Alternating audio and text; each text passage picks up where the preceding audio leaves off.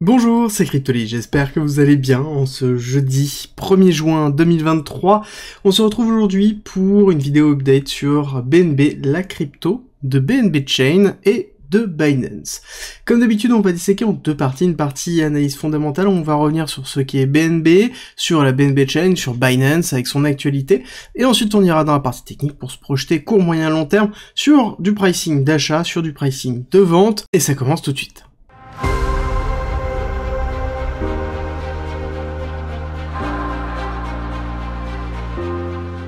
Alors, le BNB, déjà, c'est la crypto-monnaie de Binance, donc Binance qui est l'exchange le plus connu et qui regroupe la plus grosse part, je crois que c'est plus de 60% maintenant, même si ça diminue petit à petit, 60% des parts de marché d'exchange centralisé, ce qui est juste impressionnant, et du coup, c'est sa crypto. Alors exactement, c'est de la crypto de la blockchain qu'ils ont lancée. Historiquement, elle s'appelait la BSC, et maintenant, elle s'appelle la BNB Chain. C'est une blockchain qui est EVM compatible, qui permet de porter donc des applications qui sont développées en Solidity, des applications donc qui sont propres à Ethereum, de pouvoir les porter directement sur une autre blockchain qui va être moins coûteuse, alors moins décentralisée, surtout dans la BNB Chain, on va pas se cacher qu'ils sont passés de 20 validateurs à 40, ça reste quand même très faible, et on le sait, de toute façon la BNB Chain, on l'utilise pas pour sa décentralisation, c'est vraiment quelque chose qui est centralisé autour de Binance. Et justement, quand on parle de la BNB Chain et de l'écosystème autour de la BNB Chain,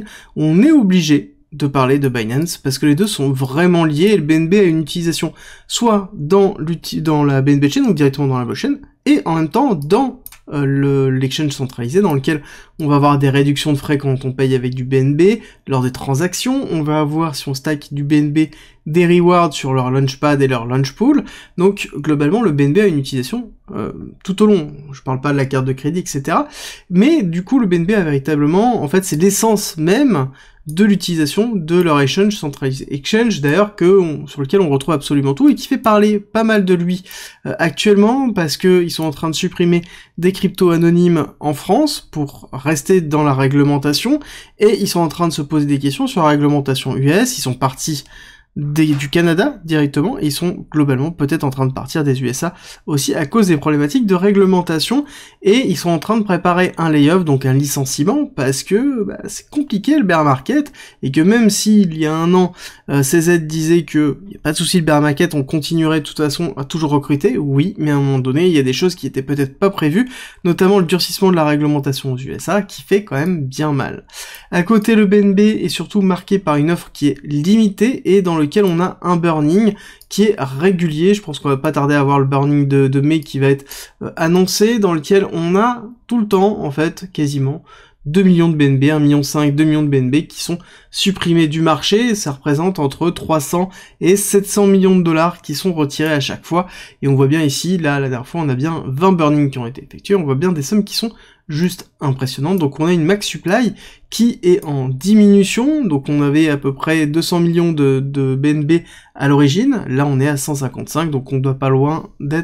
être pas loin, des 150 000, si je dis pas de bêtises, avec les prochains burns qui vont arriver. Donc on continue à baisser, et ça veut dire aussi qu'on a une concentration de la valeur du BNB dans chaque BNB. C'est aussi une des raisons pour lesquelles, on va le regarder sur la partie technique, on a un BNB qui tient vraiment les cours, et qui permet d'être très stable. Avant d'attaquer justement cette partie technique, n'oubliez pas d'aller liker cette vidéo si ça vous plaît, ça m'aide énormément, et surtout, ça me fait toujours très plaisir, et on attaque la partie technique. Partie technique qui est d'ailleurs symbolique vraiment d'une représentation de ce qu'on a pu connaître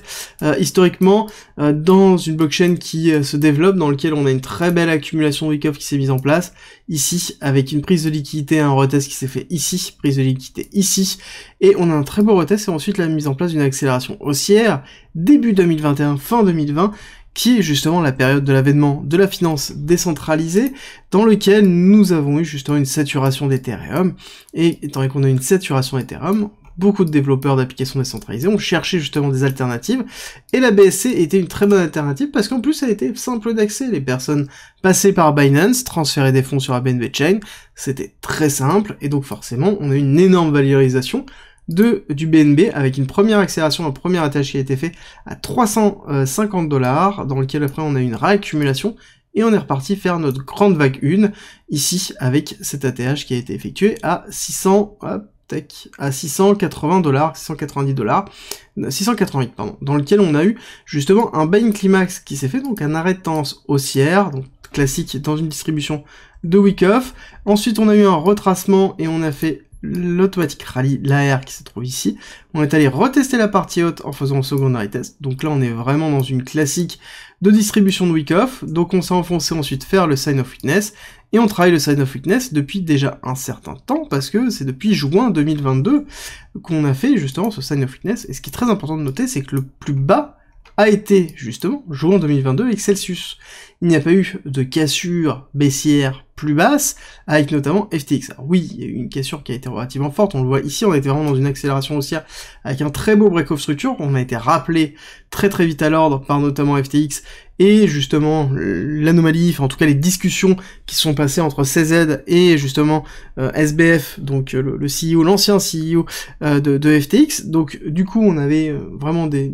perturbations au niveau de Binance et du BNB, ce qui est normal, et du coup on s'est retrouvé avec une cassure baissière, on a retracé, on a refait une deuxième cassure, mais ça n'empêche que on n'est pas allé chercher justement les 183$, qui était le plus bas laissé par le crash de Celsius, et on est plutôt dans quelque chose qui est relativement haussier, même si on a break par le bas. Très important, justement, on avait plutôt une schématique à se dire qu'on allait rechercher, hop, on allait chercher quelque chose qui était un petit peu plus haut avant de faire ce break baissier, de faire ce retest. Bon, a priori, le break baissier, on l'a fait, on est en train de faire un retest. En fait, on en a fait deux. On a fait un premier retest, cassure, deuxième retest, cassure, d'accord? Donc on a deux rejets, pour l'instant, c'est pas vraiment flagrant, la continuité baissière. J'aurais tendance à vous dire que là, on est quand même sur quelque chose qui tient relativement bien les cours, parce que on est quand même sur un BTC qui pousse vraiment à la baisse, et on a quelque chose qui tient vraiment, d'accord? Ici, on le voit bien, ça tient sur le long terme, donc pour moi, tant qu'on n'a pas de cassure, hop, tac, de cet equal low, qui va être les 301, on va dire les $300, ici on a de la liquidité en plus, on a un très beau equal low qui se trouve là, hop, on va se le noter tout de suite, donc on a un très bel equal low qui est ici, qui est en attente d'être prise de liquidité, donc on pourrait très bien avoir une petite mèche pour aller chercher, pour repartir à la hausse, et refaire encore un retest, donc aller chercher les 320, soit on casse, et si on casse vraiment, bah à ce moment on a une grosse partie d'imbalance qui se trouve là, pour aller chercher des niveaux très bas, qui seraient les 280, ça sous-entendrait aussi qu'on a un BTC qui, justement, respire beaucoup plus fort, et qui, derrière, va chercher les 22 000, 23 000, comme target, donc avec une grosse respiration, donc une grosse pression baissière, pour aller chercher 280, qui serait justement une première appel de prix. Le deuxième appel de prix serait aller chercher la deuxième partie de l'imbalance du mouvement total, qui serait justement les 260 à 245, dans lequel on a pas mal de liquidités qui sont en attente. Donc ça, c'est les zones un petit peu d'achat long terme, si on veut s'exposer au BNB ou renforcer sa position du BNB, et sinon, les targets de vente, on aurait la première recherche ici de cette equal high qui s'est mise en place à 455, là, je suis sûr qu'on aurait pas mal de sorties, parce que c'est l'avant Terra Luna. C'est une zone qui est vraiment très importante, dans laquelle on avait quelque chose qui était excessivement bullish, donc il faudrait aller chercher cette liquidité-là, pour se dire que, en effet, on est plutôt pas mal, et donc on pourrait ensuite faire un retracement simple, repartir à la hausse, et globalement, ensuite on irait chercher l'ATH à 688, et si on était dans une schématique, qui est celle que je préconise, vague 1, vague 2 idiotiste, donc on attend la grande vague 3 impulsive, avec un BNB à 1278$, pour l'objectif 1,618, objectif classique de l'extension de Fibonacci, donc on aurait une belle perspective d'évolution pour du BNB, pour Binance, qui reste le leader, et pour rappel, CZ ne dit pas qu'il veut, enfin, explique qu'il ne veut pas aller chercher la liquidité qui se trouve dans les autres exchanges, il veut tout simplement favoriser la mass adoption, et c'est ce qu'il a fait durant tout 2022, il commence à prendre un petit peu de recul sur 2023, mais je pense qu'on va revoir une accélération dessus. La grosse problématique reste la réglementation US, qui en plus s'impacte sur, on va dire, les pays fédéraux, on va dire ça comme ça, qui sont un petit peu vassalisés par les USA, donc c'est-à-dire le Canada, l'Angleterre, dans lequel on a une pression sur les cryptos qui sont très fortes, donc il va falloir attendre cette respiration potentiellement pour conquérir d'autres marchés. Est-ce que oui ou non Binance va aller vraiment chercher Hong Kong ou pas, ça va être aussi la discussion, mais on sait que forcément le BNB est lié à l'évolution de Binance, donc forcément on va avoir derrière une intriction entre les deux, et je pense que c'est vraiment très important de comprendre que le BNB n'est pas forcément que pour la BNB Chain, il est surtout très lié à Binance directement. J'espère que cette vidéo vous a plu, si c'est le cas, n'oubliez pas de laisser un like, ça me fait toujours très plaisir, ça soutient la chaîne comme je vous l'ai dit, et si jamais vous avez loupé la vidéo d'hier sur Phantom, l'update, je vous la mets, hop, ici, et je vous dis à demain pour une nouvelle vidéo.